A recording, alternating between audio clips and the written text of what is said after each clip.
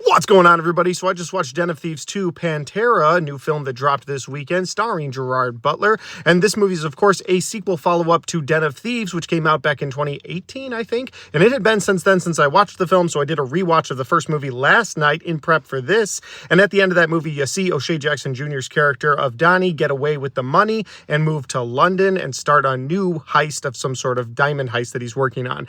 And you see Gerard Butler's character of this dirty cop frustrated that he let Donnie get away. And that's where this movie exactly picks up. So I would highly recommend you check out the first Den of Thieves before going to see Den of Thieves 2, even though it's been several years. Yes, they'll catch you up, but I really think you need that movie to enjoy this movie. All right, that said, in this film, you have Gerard Butler on sort of a revenge mission to get Donnie because Donnie got away with all that money back in the day.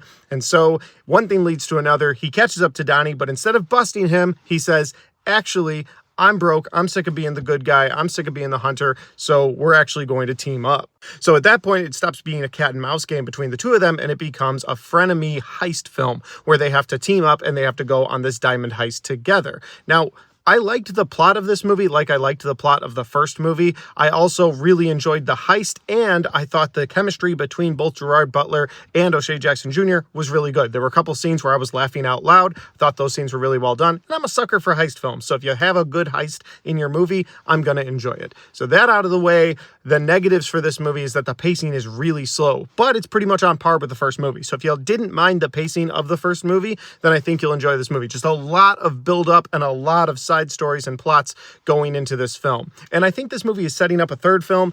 I would be willing to watch that, but I don't think I'll be as excited as I was for this one. I thought this one was like, okay, they got all of the slow pace out in the first movie, and this one is going to be building towards a bunch of action scenes. And they really didn't do that. This one really had that slow pace, but maybe they're building toward a third film. I really think they are with the way they ended this. I think there's going to be a third film, and I think that one may have more action in it. So if you're in it for like a John Wick style action movie, you're not going to get that. Yeah, there's a few shootouts, a couple scenes where people are driving cars really fast, but it's not like an action-packed film. But I think you'll enjoy it if you like heist movies. It's January. You got to take what you can get. That's all I got.